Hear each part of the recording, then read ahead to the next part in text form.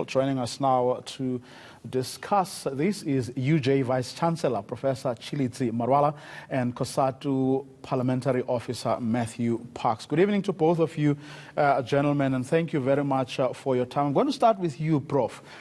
I don't know if I'm being hard, and one is saying this well aware of the fact that yesterday was a 25, or was a reflection on the past 25 years. But listening to some of what President Cyril Ramaphosa had to say at the summit that he hosted, I felt that I was listening to a different person from the one who was so upbeat after the job summit he hosted last year. Well, I think the problems that we face are quite difficult.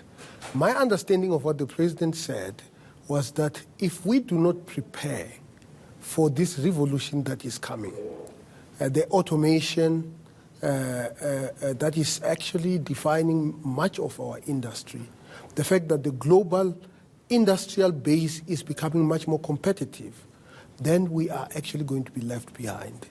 And I think it is important for us, all forces in society, to make sure that we are ready. The skills that we need for us to survive are actually quite different from the skills that we needed to survive in the previous era. And that's my understanding, that if we do not prepare, then we are going to be in trouble. Are we preparing? Well, you know, somewhat we are preparing. At the University of Johannesburg, we are definitely preparing our students to be able to go out there and thrive in the fourth industrial revolution. But I must confess that the task ahead of us is huge, because it's also about competitiveness, because what happens in other parts of the world absolutely affect us. If you are some small industrialist in Ekurhuleni, your competition is not necessarily in Johannesburg. It is in Beijing, because the South African people, when they go to the market and they buy goods and services, they don't buy goods and services because they were made in South Africa. They buy goods and services because it is a good price. So what happens in the rest of the world absolutely affect what happens here in South Africa. Matthew Parks, I mean, we've always known that technological advances will impact the world of work. What has stopped us from doing the right things, from ensuring that we're not disadvantaged?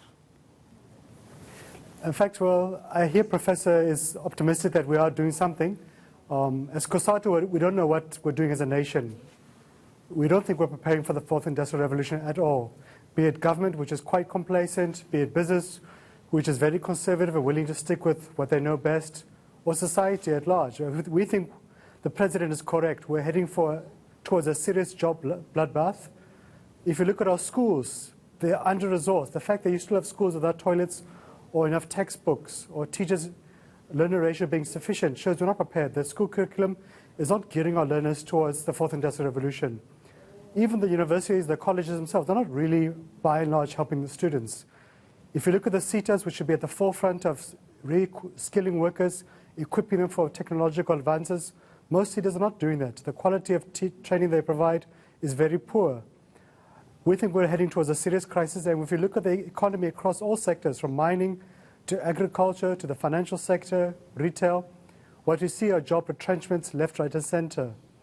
The president did very well last year to host the Jobs Investment Summit with good commitments made, but we don't see business really following up with those commitments, whether towards investing sufficiently or towards reskilling workers. So we're quite Is it business's fault? I think it's all of us across the board as a nation, whether it's government, business, the education departments, etc. We're not seizing the opportunities. There are huge opportunities to create new jobs. For example, we can be engaging around industrial and consumer goods recycling. We could be engaging around water conservation recycling, how to boost the agricultural sector, how to create an electric vehicle industry. We're not really doing that. And already we've got 1 out of 3 workers unemployed, and the indications, the research point to us that we're going to see more workers being retrenched if we're not moving quickly. And look at other countries who we're competing with, whether it's Korea or Singapore or China or Thailand, whether it's countries in Africa like Nigeria and Kenya or Brazil and neighboring South America, we're not really seizing the opportunities, and it's going to hit workers very hard in the near future. And it's this thing, Vuyo, is what you've seen how it happened in the post office, that the post office didn't reskill itself, gear workers towards the changes in the sector, and that cost the post office massively down the road. And that's going to happen across the economy if we don't wake up very soon. Prof, I mean, all the children who would have been conceived on the 4th and 5th of August last year would have been born by now. And yet, I mean, when one looks at the promises that were made after the Jobs Summit, not much, if anything, has happened. Well, I agree with you that the pace at which we are going is actually not in line with the challenges that we face as a society. So this is the problem. The problem is that there's been a huge shift in the mode in which the global economy works. I'll just give you an example. The deindustrialization that we see in our country. The reason why we have deindustrialized is simply because we have not invested in the key infrastructure that you need to produce goods. What has happened in South Africa is that we have become a population of consumers. If I were to ask you where the clothes that you are wearing were made, probably I will find out that they were not even made in South Africa. Now, the question that we need to ask ourselves is that how do we incentivize our industrial base so that they can be able to invest in our country? And this is not only in the sector of production, even in the sector of knowledge production. We are seeing that even domestic companies are investing in knowledge production outside the country. Now, the question is why? I keep on hearing various answers. One of the answers that I hear is that we don't have skills. Another answer that I hear is that our students or graduates, when they come out of universities, are not ready for the world of work. I actually think that there is no country that has moved forward, that has succeeded without investing in the domestic infrastructure for production. Now, the big issue that we really need to work on going forward is competitiveness. We need to find out what is our competitive advantage as a country and concentrate on that. We know what happened in China. China, for a very long time, was competing on the cost of labor. It was simply cheaper to produce goods in China. Of course, people were skilled enough to produce those goods, Now, the question that we need to ask ourselves is that, what is our competitive advantage? In fact, even Matthew Parks's federation once bought their caps and T-shirts from China instead of producing them in Cape Town and elsewhere. But that's not the point, Matthew Parks. But, the things that both you, Mr. Parks, and Professor Marwala are raising here were raised in the run-up to the summit and at the summit. And all the resolutions that were taken with everyone having a sense of appreciation of the problems we have in education, of the problems we have everywhere, in fact, in every sphere of our lives. The question I'm still not clear about is, why is it that 9 months later we don't seem to have seen any movement in the commitments that were made with a full appreciation of the conditions that existed before that job summit?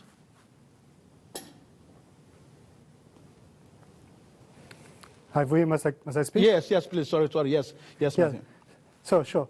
Look, I mean, without being too doom and gloom, I think there are some positive green shoots we've seen since the investment in the Job Summit. Like? I think to give credit to the government, the investment figures we've seen for the first quarter of 2019 have seen a massive increase in investment. In fact, it's been at 71 billion rand inflows. It's the highest investment inflows we've seen in the last 5 years. So that's quite a positive thing. The Minister of Economic Development recently unveiled 2 days ago a new plant in Johannesburg, or Pretoria rather, which is going to create about 1,200 jobs under one of the car manufacturers. There's been a few others in the Eastern Cape and so on. So that's some positive green shoots. I can also say that there is But some we've also lost model many jobs ever since. Yes, that's the challenge. So we have some investment flows coming in at the level of a river, but the level of unemployment is more at the level of an ocean, and at the same time we're seeing thousands of retrenchments across sectors. So it's a huge crisis, and if we don't see more action by government and business soon, it's going to be kind of unmanageable crisis. And of course, what worries us as COSATU is a continuous threat of further retrenchments in the SOEs and the private sector as a whole. We were pleased by many of the commitments made at the Job Summit and Investment Summit, but also now we've been disappointed by many of those promises not being maintained. Mondi, for example, promised 8 billion rand of investments. What we've seen recently is that actually it's about 2.5 billion rand. Same in the mining sector. We've seen recently in the last week that PepsiCo is going to be buying by a pioneer company, but we're worried also about the quality of the investment, because there's one thing to have foreign investment, but if that's not going to translate into job creation, industrialization, if it's just going to simply being about taking money out of the country, that's not really going to help us. So we need to see much more quality investment. But I think if we were to come to Professor Marwala's question about what do we have, what are our assets, I could point to two. One is our location as the entry point to Africa. Second is that we have a diversified industrialized economy by and large. We need to build upon those strengths, like in the clothing, in the car manufacturing, in the agricultural sectors. Prof, I mean, even those who work don't have disposable income, as Devin Murugan was pointing out just now. And I mean, Dr. Stembile Mbete said who was a panelist together with you yesterday, was pointing out that the middle class is only a salary away from poverty. No, absolutely. Maybe let me just respond to this issue of competitiveness. For a very long time, we were basically the gateway to the rest of the African continent. What happened? But now I think things are changing. I think Kenya is a serious competition for us. What are they doing that we're not doing? Well, they have invested in few key infrastructure. For example, their IT system is actually quite good. Their small business sector is also quite good.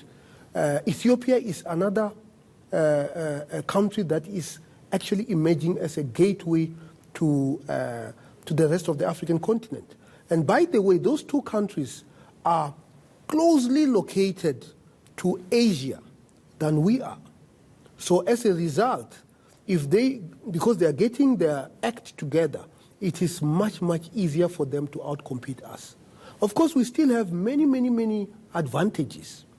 But if somebody is sitting outside and they want to invest in the rest of the African continent, from a geographical perspective, you can see that we are disadvantaged because we're at the southern tip. Whereas if you are closer to the center, then it is easier for you to distribute goods and services to the rest of the African continent. Of course, there are connectivity issues that are also at play there. Maybe just to talk about the middle class. The middle class, by definition, is basically a class of people that if they do not work, they get into trouble. I mean, this is my definition. That, after 6 months, if you are middle class, you are in serious trouble, And this is not just in South Africa, everywhere, I think what is happening is that the middle class seems to be shrinking. The middle class seems to be shrinking because some of these jobs that we see being shared in the banking sector, they are jobs that actually impact the middle class. And you can see, certainly in the financial sector, that the reason why there is such a shift is because the whole economy has shifted. If I were to ask you, when was the last time you went to the branch of your bank? You probably have not been to one this year, isn't it? So I haven't been in a while. Exactly. So as a result, you have a shift in the way business is being done, and much of it is because of technology. And what we were saying at the conference at the University of Johannesburg is that these shifts are not only happening to the financial sector. They are going to happen even in the manufacturing sector. They're going to happen in the tourism factor. We know right now that you have companies such as Airbnb that are operating in the country outside our tax regime. And of course, they are taking certain value that could have been earned by South African companies. Very quick last word from you, Matthew.